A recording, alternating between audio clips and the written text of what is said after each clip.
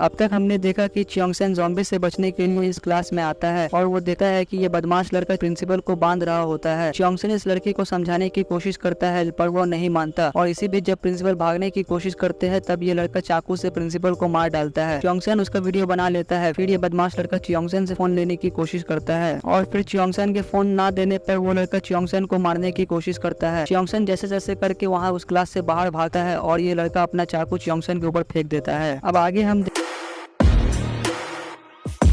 देखते हैं कि ये चारों कॉरिडोर में ज़ॉम्बीज को मारते रहते हैं और यहाँ दूसरी तरफ ऑन्जो के पापा और उनके साथी लोगों को रेस्क्यू कर दिया जाता है। फिर हम देखते हैं कि ये सभी दूसरे शहर के लोग इन सभी लोगों को जाने के लिए कहते रहते हैं। फिर इस मीटिंग में ये सभी मार्शल लोगों को आगे बढ़ाने की बात करते हैं और इन्फेक्टेड लोगों का इलाज करने को कहते हैं। फिर सीन शिफ्ट होता है और हम सुयोक को देखते हैं जो क्लास में वापस आता है। ऑन्जो उससे पूछती है कि चियोंगसेन कहाँ है, तब सुयोक कहता है कि वो दोनों अलग हो गए थे। फिर हम देखते हैं कि जो चाकू इस बदमाश लड़के ने फेंका था वो सिर्फ चियोंगसेन की फीट पर टच होकर रह जाता है। चियोंगसेन भागते भागते लाइब्रेरी में आता है और ये चियोंगसेन से पूछता है कि किसी ने उसे काटा है क्या, और ये लड़का फिर चियोंगसेन को नीचे गिरा देता है। फिर ये बदमाश लड़का इस लड़के को नीचे गिरा देता है। यहाँ चियोंगसेन ज़ॉम्बीज से बचते हुए शेल्फ पर चढ़ जाता है और ये बदमाश लड़का भी शेल्फ पर चढ़ जाता है और फिर ये दोनों लड़ते रहते हैं। फिर ये बदमाश लड़का चियोंगसेन का गला दबाने लगता है। तभी चियोंगसेन फोन के कॉर्नर से इस लड़के की आंख पर मारता है और उसे नीचे गिरा देता है। सभी ज़ॉम्बी उस लड़के को काटने लगते हैं और तभी वो फैसला करता है कि वो चियोंगसेन को मार डालेगा। चियोंगसेन ऊपर से उस लड़के को देखते रहता है। फिर थोड़ी देर बाद हम देखते हैं कि सारे ज़ॉम्बीज चियोंगसेन के पीछे पड़ जाते हैं। शेल्फ के गिर जाने पर चियोंगसेन वहाँ फंस जाता है। फिर वो जैसे तैसे करके लाइब्रेरी से बाहर निकल आता है। तभी उसे कॉरिडोर में एक जगह दिखती है और वो उसके अंदर चला जाता है। फिर हम देखते हैं कि ये चारों मेडिकल क्लास के अंदर आ जाते हैं। तभी उन्हें एक कंप्यूटर दिखता है, वे उससे ओपन करते हैं और यहाँ दूसरी तरफ चियोंगसेन पाइप के सहारे ऊपर जाता है और फोन ओपन करके इमरजेंसी कॉल करता है। और साथ ही साथ हम ये देखते हैं कि ये कर्नल सोशल मीडिया से परेशान होकर सभी मिनिस्टर के ऑर्डर पर शहर के सारे मोबाइल नेटवर्कों को ब्लॉक करने का आदेश देता है। चियोंगसेन और ये चारों कांटेक्ट करने की बहुत कोशिश करते हैं लेकिन कोई फायदा नहीं। चियोंगसेन थोड़ी ऊपर और जाकर कोशिश करता है पर उससे कुछ नहीं होता। फिर हम सुयोक को देखते हैं जो ऑन्जो को समझाते रहता है कि चियोंगसेन ठीक होगा। तभी ऑन्जो उससे पूछती है कि वो कहाँ है। फिर ऑन्जो को ड्रोन का आइडिया आता है। वो इस लड़के से पूछती है कि उसने जो ड्रोन बनाया था वो अभी कहाँ पर है। तब ये लड़का कहता है कि वो साइंस लैब में है और ये कहता है कि वो वहाँ जाएंगे कैसे। फिर ऑन्जो कहती है कि इस पाइप के सहारे जाएंगे। फिर ये लड़का कहता है कि वो ड्रोन अभी तक कंप्लीट नहीं हुआ है और इसी लड़के को पता है कि और कौन से पार्ट की जरूरत है। इसीलिए ये लड़का और ऑन्जो फैसला करते हैं कि वो दोनों जाएंगे। तभी सुयो कहता है कि वो इस लड़के के साथ जाएगा लेकिन ऑन्जो कहती है कि वो उसे एक बार मुसीबत में डाल चुकी है, फिर से नहीं डालना चाहती। फिर पहले ये लड़का ऊपर जाता है और उसके पीछे पीछे ऑन्जो भी ऊपर चली जाती है। आगे सीन शिफ्ट होता है और हम डिटेक्टिव और एक पुलिस वाले को देखते हैं जो बाहर होते हैं और ये भागते भागते एक रेस्टोरेंट में चले जाते हैं जहाँ पहले से ही ये लड़की जो ज़ॉम्बी बन चुकी है वो बंदी होती है। फिर ये डिटेक्टिव उस बच्चे को देखते हैं। फिर वो चेक करते हैं कि वो बच्चा जिंदा है कि नहीं। यहाँ ऑन्जो और ये लड़का इस क्लास में आ जाते हैं और इन्हें ड्रोन भी मिल जाता है। फिर हम चियोंगसेन को देखते हैं जो अभी तक वहाँ फंसा हुआ है। वो बहुत कोशिश करता है पर कुछ फायदा नहीं होता है। तभी उसे पुरानी बातें याद आने लगती है। फिर उसे अपने दोस्त की याद आती है जो उसके आँख के सामने ज़ॉम्बी बन गया था। फिर चियोंगसेन गुस्से में लात मारकर इसे खोलकर भागने लगता है और एक क्लास में चला जाता है। यहाँ दूसरी तरफ ऑन्जो नीचे जाते रहती है। फिर ये लड़का ड्रोन को असेंबल करता है और उस पर एक नोट चिपका देता है। फिर ये सभी कैमरा पर देखते हैं कि सभी ज़ॉम्बी बन चुके होते हैं। मेडिकल क्लास में ये आर्चर कहती है कि उसे और तीर की जरूरत है। वो सभी प्लान बनाते हैं और वहाँ से बाहर जाने की कोशिश करते हैं। ये एक एक करके नीचे कूदते हैं और यहाँ दूसरी तरफ ये सभी कैमरा पर देखते हैं कि एक ज़ॉम्बी के सीने पर तीर लगा हुआ है। तब ये लड़का कहता है कि उसकी बहन आर्चर है। यहाँ हमें पता चलता है कि ये लड़का ही उस आर्चर का भाई है। फिर ये सभी ड्रोन की मदद से देखते हैं कि चियोंगसेन ठीक है और एक क्लास में है। फिर ये तय करते हैं कि